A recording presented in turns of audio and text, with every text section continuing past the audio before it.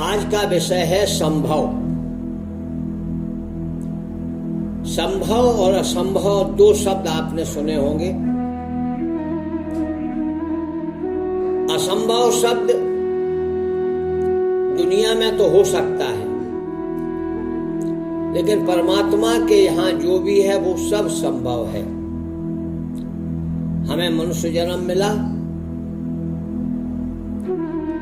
83 लाख योनियों में संभव और असंभव है, लेकिन जब मानव जन्म मिलता है बड़े भाग्य से, बड़े भाग्य मानुष तन पावा। हम जन्मों जन्मों में जो है यही प्रयास करते हैं कि 83 लाख योनियों से मुक्ति को पाकर के हमें मानव जन्म मिले। मानव जन्म लेने के लिए जीव तो क्या देवता भी तरसते हैं, क्योंकि मानव जन्म एक ऐसा जंक्शन है जहां से हमारी यात्राएं दो तरफ को चलती हैं। एक तो मोक्ष मार्ग की एक तरफ और दूसरा रास्ता है हमारा संसार की तरफ। तो यदि हम मोक्षगामी बने तो ये संभव मनुष्य योनि में ही प्राप्त हो सकता है। हम अपनी आशा, वासना, इच्छा, काम, क्रोध, मद, लोभ, ईर्षा, द्वेष, अहंकार, तृष्णा, इन सब से घिरे रहते हैं और हम अपने स्वरूप को नहीं जान पाते। जो जीव आत्म स्थिर हो जाता है वो इन समस्त बंधनों से तुरंत ही मुक्त को प्राप्त कर लेता है। हमें मानव तन में ही आत्म स्थित होना, आत्मबोध होना, आत्मा का ज्ञान होना, आत्म स्वरूप में देखना, सबको आत्म रूप समझना,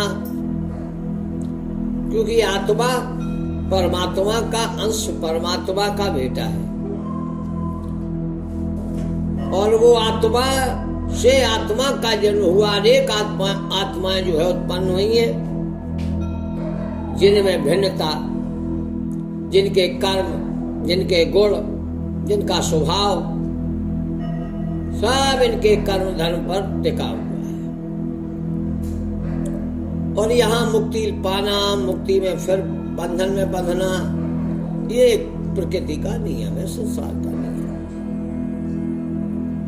अब मानव जन्म पाए हैं, जब आत्मज्ञान हुआ तो आत्मा को ही ये ज्ञान होता है कि मेरा पिता कौन है। ये मन को नहीं होता है।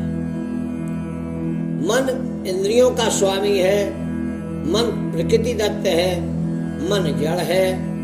आत्मा के कारण मन चेतन है, आत्मा परमात्मा के कारण चेतन है।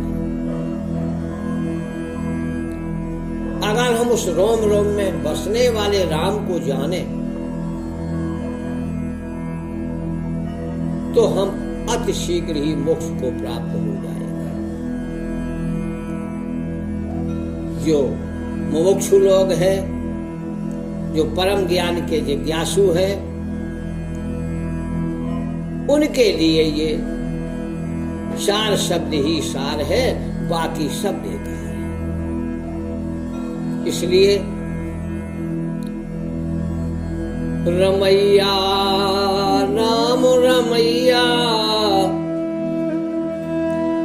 राम रमैया गाए तो तेरी नैया डूबन से बच जाए। राम रमैया गाए तो तेरी नैया डूबन से बच जाए। क्यों? बोही जल में, बोही थल में, बोही नाव तुम्हारी। बोही जल में, बोही थल में, बोही नाव तुम्हारी।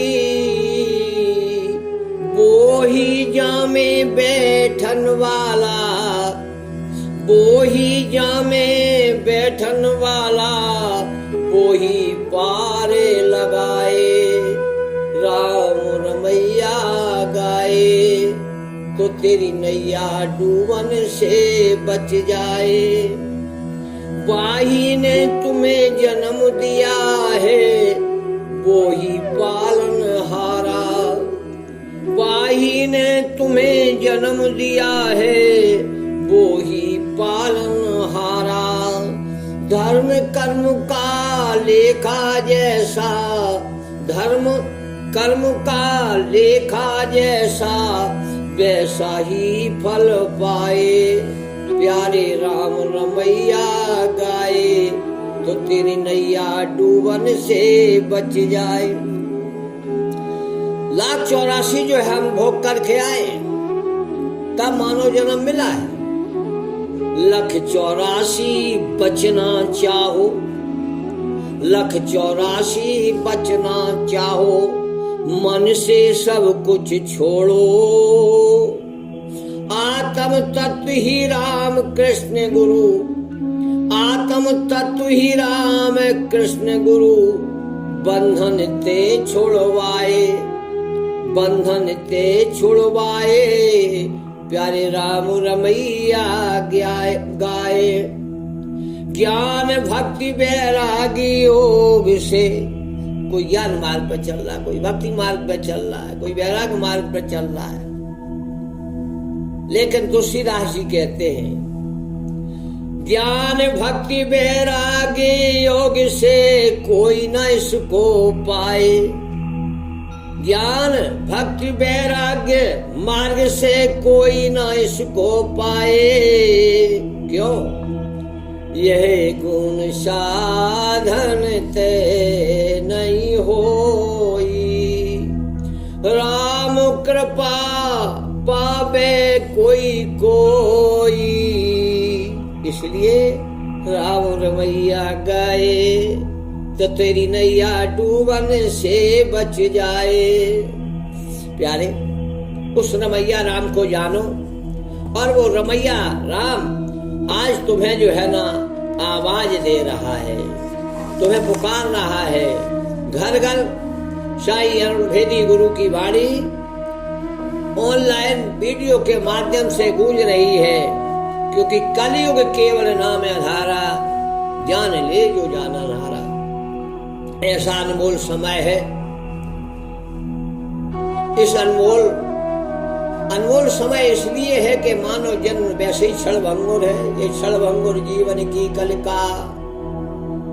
कल्पनात को जान खिली न खिली, तो ये मानव जन्म बड़ा क्षणभंगुर है। कितनी उम्र है? 100 साल की उम्र मान के चलो तो 50 साल तो सोने में बीत जाते हैं, 50 साल हम जागते हैं, 50 साल निद्रा में चले गए।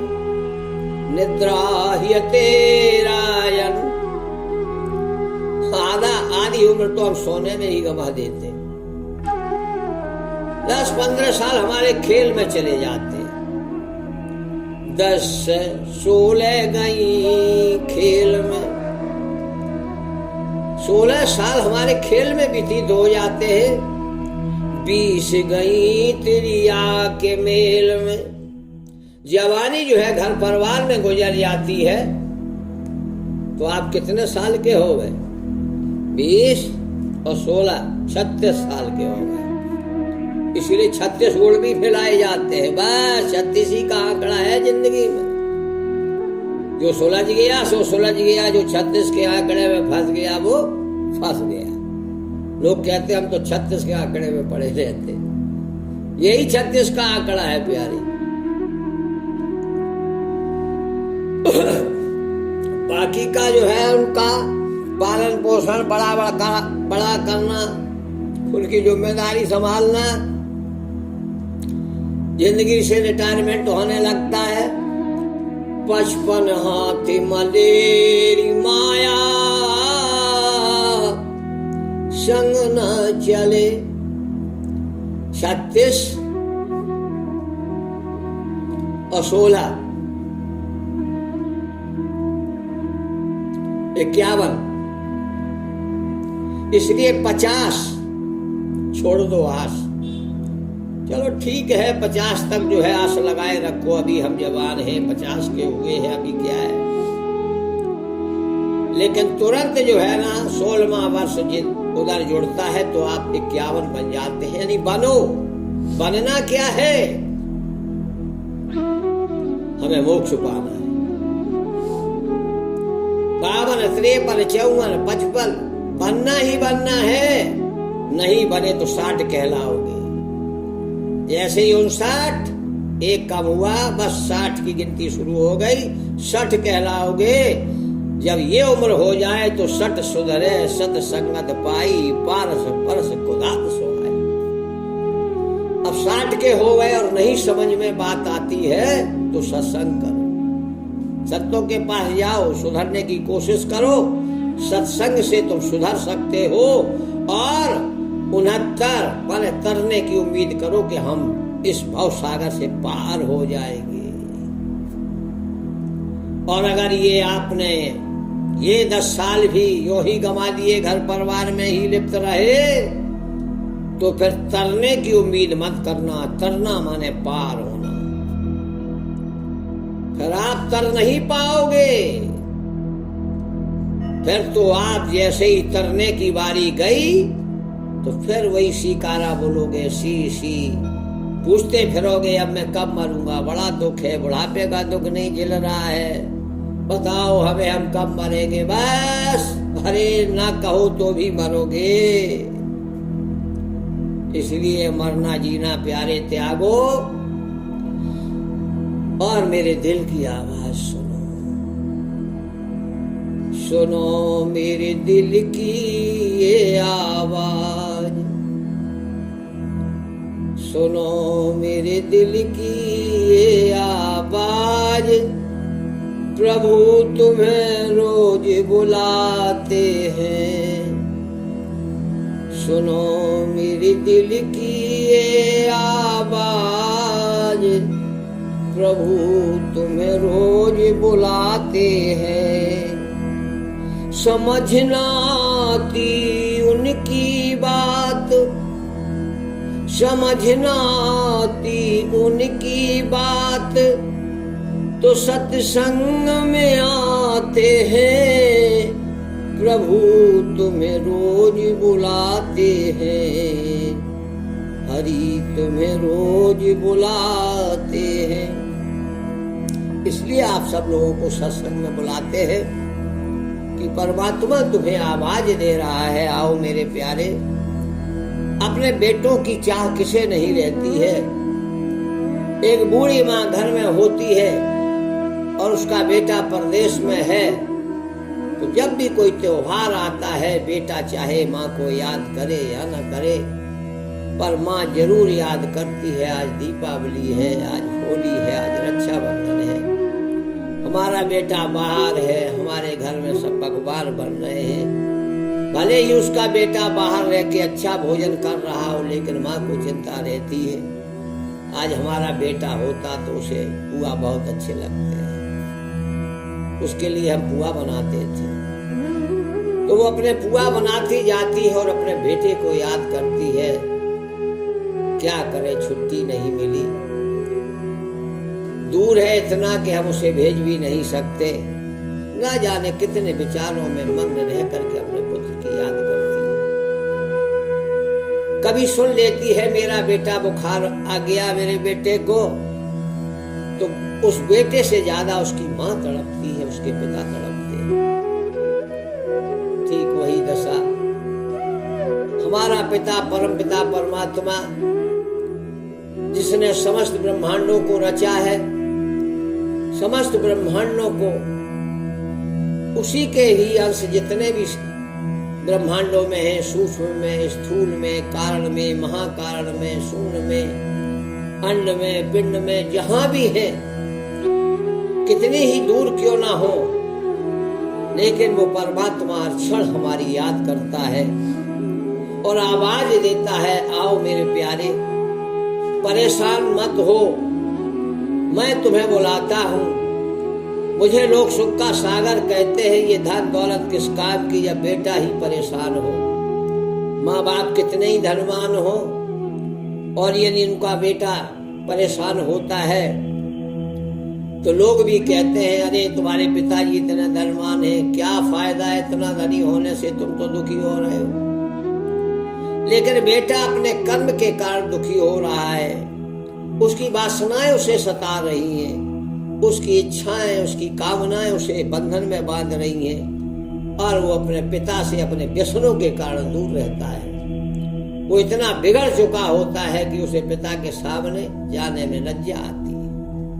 ये संसारी पिता ऐसे होते हैं कि त्याग सकते हैं तुम्हें, लेकिन हमारा परम पिता इतना दयालु, इतना दीनवंत, करुणा का सागर। यदि नाथी का नाम दया निधि है तो दया भी करेंगे कभी न कभी।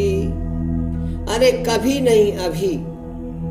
परमात्मा बड़ा दयालु है, वो तुम्हें पुकार रहा है, इसलिए तो मैंने कहा है, सुनो मेरे दिल की ये आवाज, प्रभु तुम्हें रोज बुलाते हैं। आज परमात्मा तुम्हें घर घर, देखो हर व्यक्ति पे आज मोबाइल है, ऐसा कोई व्यक्ति है जिस पे मोबाइल ना हो। आज परमात्मा ने कृपा की और यंत्र के सहारे, परमात्मा के पास ये तो मंत्र के सहारे पहुंच सकते हो या यंत्र के सहारे पहुंच सकते हो। आज मंत्र भी हमारे सफल नहीं होते, क्यों?